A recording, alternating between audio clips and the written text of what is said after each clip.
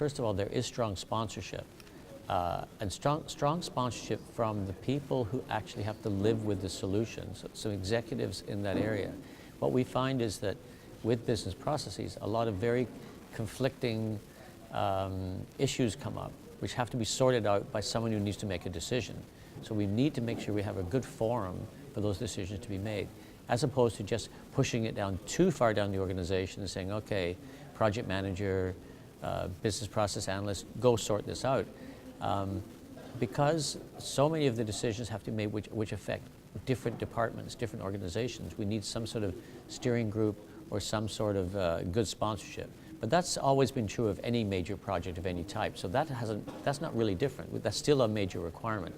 And I think that one of the other really important issues for business process projects to be successful is to have representation from all the areas involved, and especially to take the point of view of the people who actually see the result of the process, not just the people who are actually performing the process, but take that outside view from the recipients of the service or the products that are produced.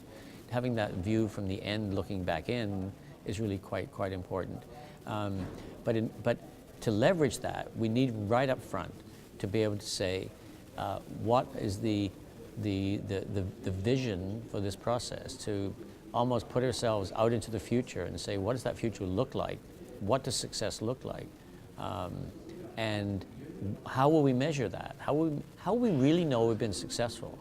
So finding measures and then getting some idea of how well are we performing today against those measures, and how big a gap is there with regard to what we want in the future. Just understanding that alone tells the project how much of a change has to happen.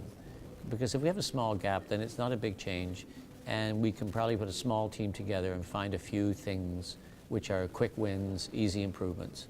But if that gap is really quite large, we might have to change a lot of things. And if we have to change a lot of things, we have to get a lot of different parties involved. And so making sure we have sort of the right management support, making sure we have the right people on the team is all driven by the degree of performance improvement we really need to have. So that's a critical success factor.